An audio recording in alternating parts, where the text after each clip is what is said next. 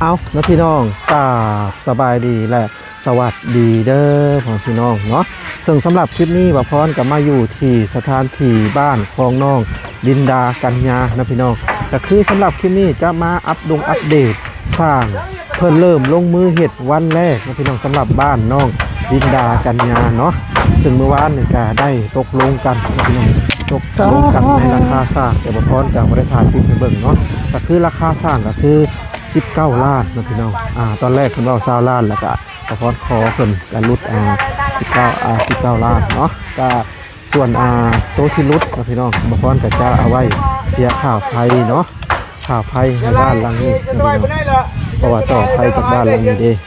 ต่อมาใส่งานเนาะเดี๋ยวมาเบิ่งทั้งสร้างเพิ่นเฮ็ดกันก่อนนะพี่น้องขั้นตอนนี้เพิ่นก็กบนะพี่น้องกบเสาแล้วก็เพื่อจะบากเนาะสบายดีสร้างโดยสวัสดี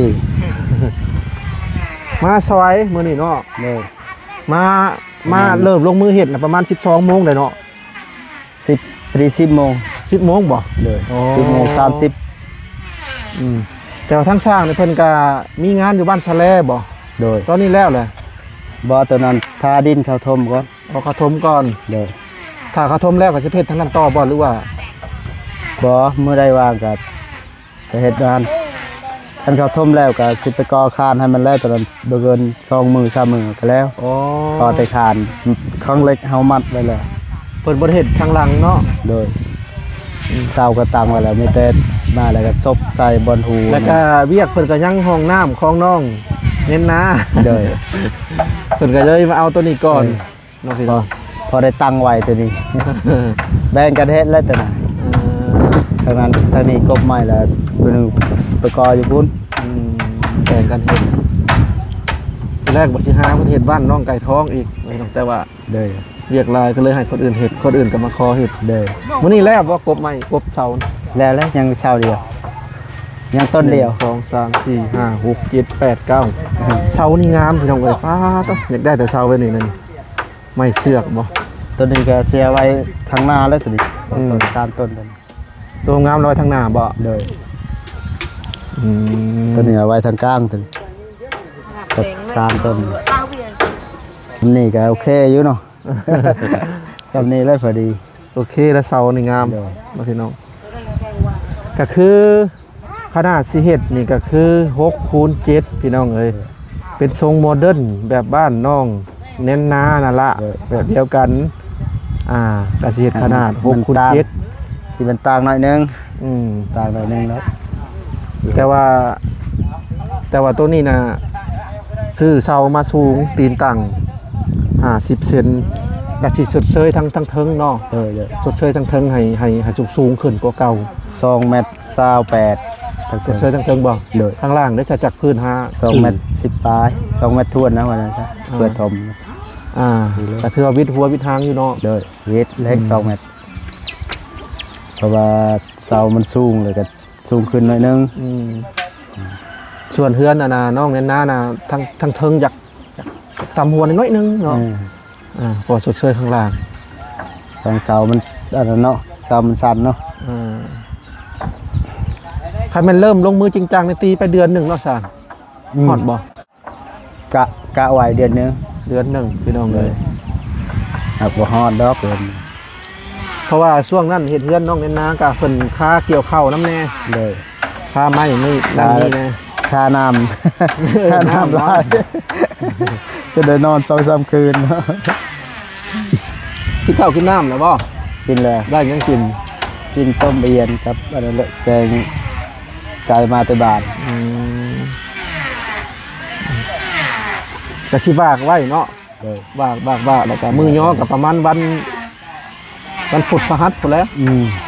ให้จะแล้วเวียกทางอื่นก่อนเด้อ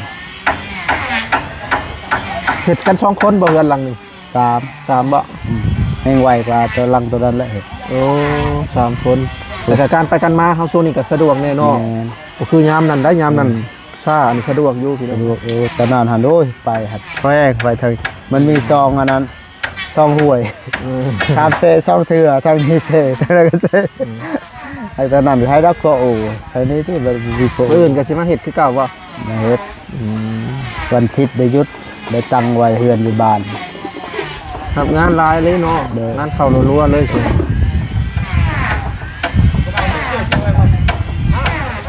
เอาเดี๋ยวเป็นทำงานก่อนเดี๋ยวไปน้องเดี๋ยวจะพาไปเบิ่งอันนาเฮือนลุงกับป้าน้องลินดากันก่อนป้าทุกทางเฮือนลุงกับป้าก็ออกบยุทธบย่อนพี่น้องเอ้ยก็คืองบนะทั้งบลานะนี่ชำนั่นนะพี่น้องอันนี้เพิ่นต่อออกเองเพิ่นได้ทางป้ากับลุงเพิ่นกับเพิ่นต่อออกเองเพิ่นแล้วก็ลูกศิษย์ลุงหาเพิ่นซอยกันไปปาดเอาไม้เมื่อวานนี้เนาะเพิ่นก็สิเฮ็ดมุงเพิ่นก็น่าจะเอาสังกะสีที่สังกะสีเก่าของเพิ่นนั่นแหละสังกะสีที่ลื้อออกจากหั่นแล้วเพิ่นก็จะมามุงอย่าบอกนั่นน่ะนี่เพิ่นสิขังเบิดเพิ่นสิขังเบิดบ่นั่นนี่อ้อมพาเบิดบ่นั่นนี่ก็เดี๋ยวปล่อยโล่งบ่แม่นบ่เพิ่นสิเฮ็ดเพิ่นครัว อ๋อเห็ดบนเฮือนครัวตัวนี้เนาะ ชานเพิ่นก็เจ้าตัวนั้นนะ สารสิเอาตัวนี้อีก โดย อืม เจ้านี่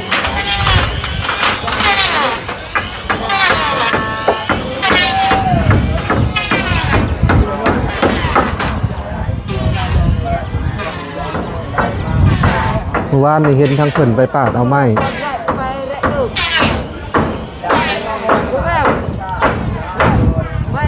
คือว่าพออยู่แล้วเด้เนาะทางน้องลินดากับยากะนอนบ่เบียดกันแล้วของมือนี่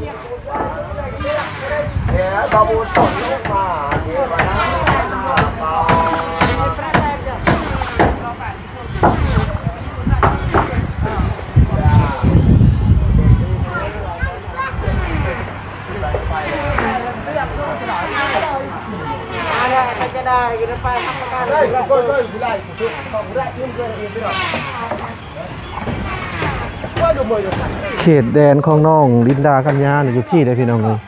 อยู่โซนพี่ได้อยู่โซนนี่พี่น้องเลยอยู่โซนนี่จากข้านี่ไปอันนี้ก็เป็นแดนของลุงเพิ่นจากข้านี่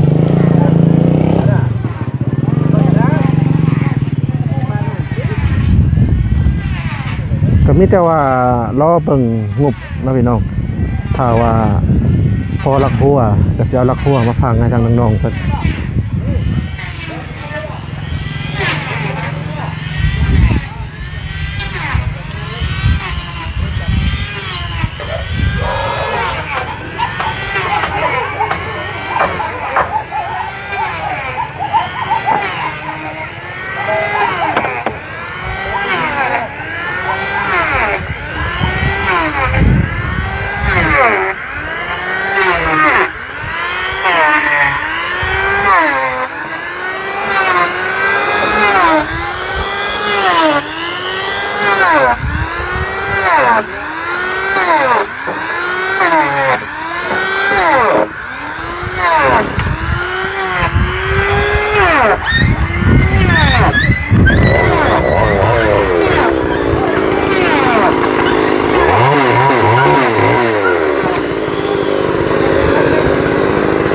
ลูกศิษย์ลูกหาเพิ่นซอยกันพี่น้อง2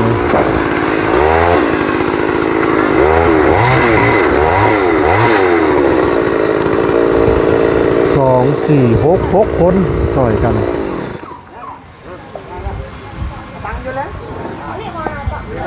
พี่เด้อพี่น้องเขตแดนน้องลินดาอยู่พี่เด้อ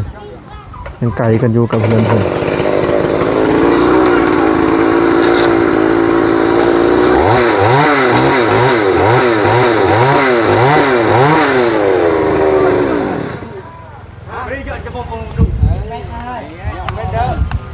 1.80 พี่น้องว่า1.80ดูกายว่าดูเนาะ รวมตีนเช้านํบ่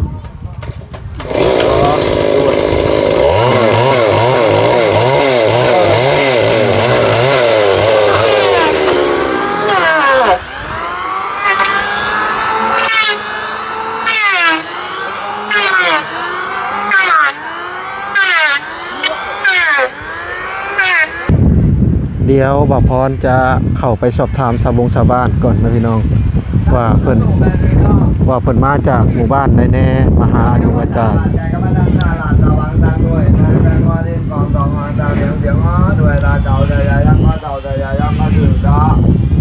Lê môn ta đưa chào mẹ chị mang những chàng mà dạ tà lúa Kỳ dồn bên sân ta tạm kịt ngài quá Đi hoàn chào mẹ và cả đình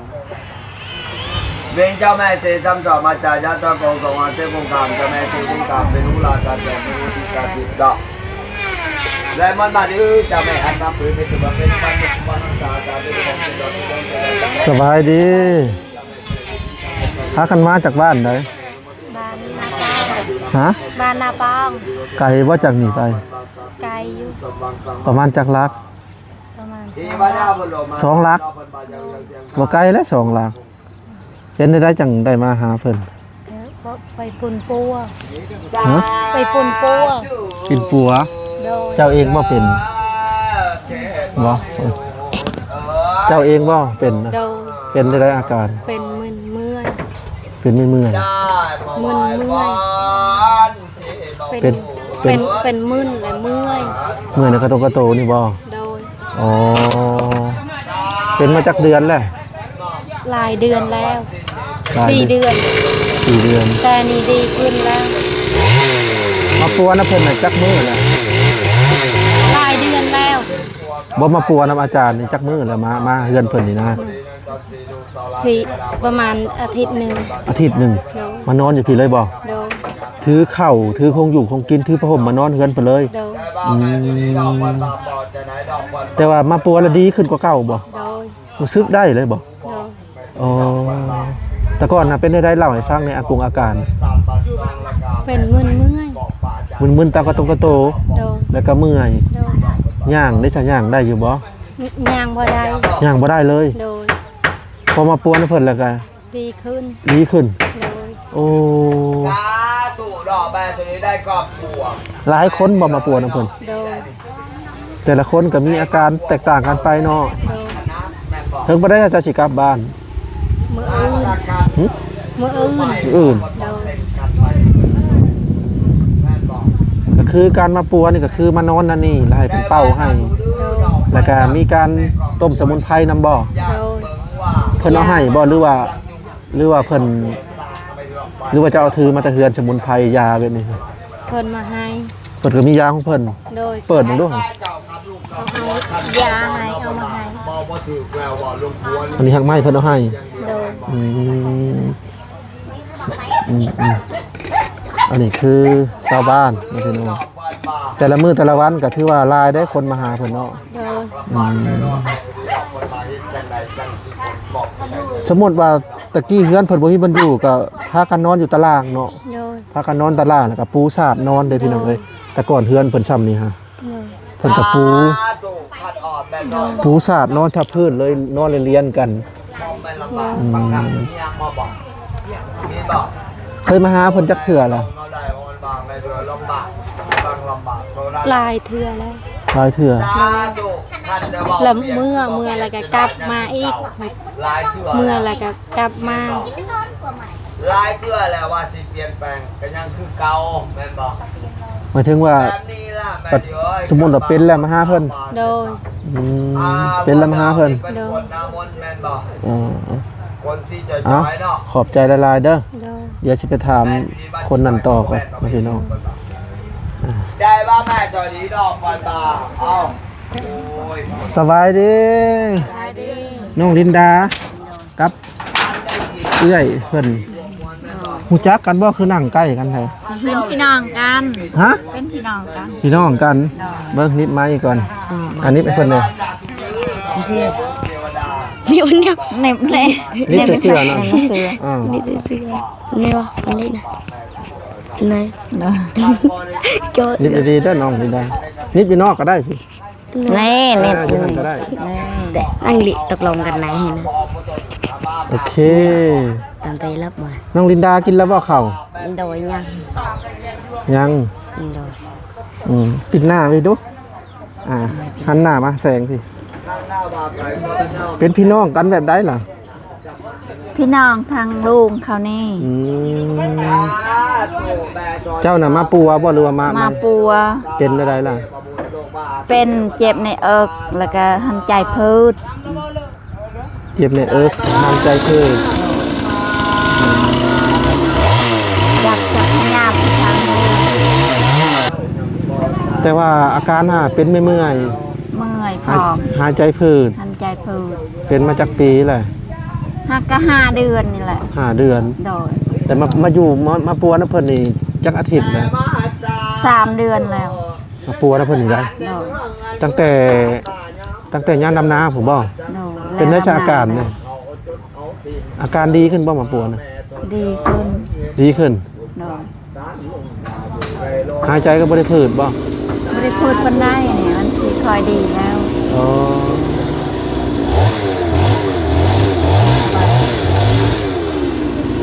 กินข้าวก็แซ่บกว่าเก่าแต่ว่าม้านี่ก็มีสมุนไพรกินอยู่บ่ต้มผักบุ้งผักไม้อยู่บ่ กินน้ำห้อนตรง เพิ่นมีหักไม้ให้อีก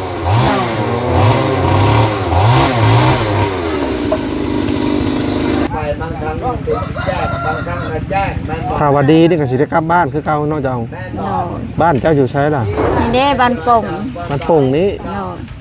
โดย ดูที่เรือนนี่คือว่าอยู่ที่ว่ามีเสียงไทย มาอยู่แบบนี้ก็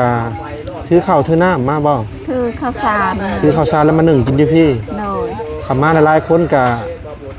เก็บกันออกเงินซื้อยุงกินแล้วกินน้ำกัน โดย โอ้แต่ก่อนเด้ซะมาปัวรายเดือนแล้วเนาะ โดย 3 เดือนแล้วแต่มื้อใดล่ะสิกลับบ้าน จักแหละจนดีจน แม่นบอก ดีจักจะมือ แต่ว่าทั้งเจ้าก็บ่เคยไปหาหมอบ่ บ่ได้ไป บ่เคยไปเลยบ่ บ่เคยไปลงเมืองซะไม่มีเงินอ้ายยังไป อันไหนบ่มีเงิน อ้าวรถรางก็บ่มี วันนี้มาเว่าให้ปะไว้ๆ มันมีเงินแค่นี้ บ่มีย้อนบ่มีเงินบ่จังได้มาหาปัวแบบนี้ โดย ถ้ามีเงินก็สิไปหาหมอพุ่นบ่ โดย อืม หรือว่าแม่นบอกบอกหัวไม่ออก มาปัวมันนี่ก็ใช้เงินบ่หลายเนาะ โดย ได้ว่าที่บ้าน ใช้ค่าค่ายค่าหยังก็ใช้คนละเท่าใดล่ะ ท่านบอบ าก งทีก็10,000กีบใส่ อืม แต่งหั่น 10,000 20,000 20,000ที่ แล้วก็มีหักมุ้งหักไม้แล้วก็ต้มกินสิบ่ โดย เพิ่นก็เป็นหมอหักไม้นำบ่ โดย ยาสมุนไพรนะพี่น้อง ลาบ้าดอกโมนาบานบา หลายคนไม่ดี ดีนะ เขาไปอยู่หลายวันนี้เขาดีแล้วก็เมื่อ อ๋อ พอยังทันดีก็อยู่นี่แหละ ถ้าดีพุ่นละเนาะ โดยพญาลายก็อยู่นี่แล้ว เขาก็เล่าว่ากัน บ่แม่นว่ามาอยู่นี่แล้วมีกำลังใจบ่ นะ มาอยู่ใกล้หมอ ทำอยู่เหือนก็เจ็บกลางคืนก็ไป อยู่นี่บ่ได้เจ็บบ่จักกลางคืน บ่ อ๋อ เจ้าดีครับเพื่อนนำเขาเขาบอกให้เจ้าดำเป็นเขาก็มาให้แม่นบอก น้องกัญญาไปใช้ดินดา จักไปใส่บ่เห็นกับน้องน้อย นี่แต่เจ้าเลยแหละคิดคู่มือแม่นบอก เพิ่น หัวนั่นบริคิดน้ำเจ้า เพิ่นก็เบิ่งหมอดูหมอเดานำบ่ โดย เบิ่งนางเทียมนำ แต่ว่า เบิ่ เห็น ง นั่ นำ งขึ้นก็ยังกลมน้ำลายใส่อยู่แม่นบอก เวลาอันคนเป็นหยังมาเบิ่งออกได้เบิด ออกเบิด อืม ได้ป่ะ อืม บ้าจังไดแม่ทีนี้ดอกเพิ่นมาเพิ่นเดาอยู่ได้กับเจ้าข้าเจ้าอยู่ เด้มาพี่น้องอันนี้คนมาเบิ่งหมอดูหมอเดาบ่ โดย และก็สิบ่อยู่เพิ่นบอกน่าถ้าแม่ที คล้ายเป็นนางเทียมนะพี่น้องแก้มนางเทียมนำเนาะ ตาดูดอกตา โอเคนะพี่น้องเดี๋ยวมาพรกะสิพาไปเบิ่งบรรยากาศบรรยากาศแถวนี้ก่อนเนาะแล้วก็สิได้ขอตัวจบคลิปพี่น้องเอาสังกะสีนี่ไปมุงเนาะสังกะสีเก่าที่เพิ่นลื้อออกเลยพี่น้อง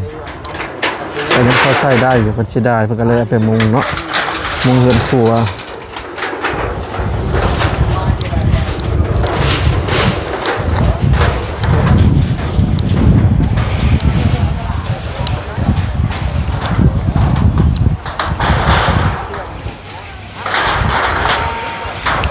ก็ยังดีอยู่สังกะสีก็พอได้ขังแดดขังฝนได้ระดับหนึ่ง